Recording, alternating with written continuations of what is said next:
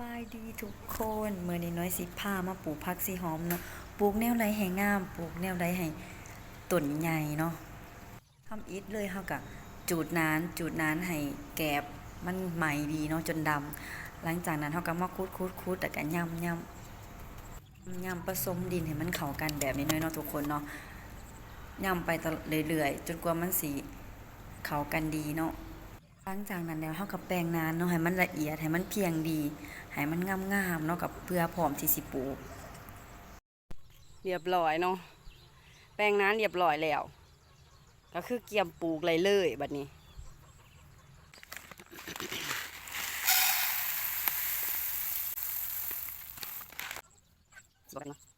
ที่ห่างซ้ำได้บูฮูบ่มีหลักการตายโตวก็คือปลูกในแบบของตัวเองดีงามเนาะพอดีไผพอดีมันว่าสันซะการที่เฮาเฮ็ดสวนเนาะมันบ่แม่นสิแม่นเรื่องง่ายเพื่อสิได้พักนานนึงเพื่อสิปลูกแล้วก็สิฮอดเดือนอีกเนาะพยายามสุดยังหลายอยู่เด้ได้อีกงานหนึ่งเพิ่นเนาะคือว่าทงนี่หั่น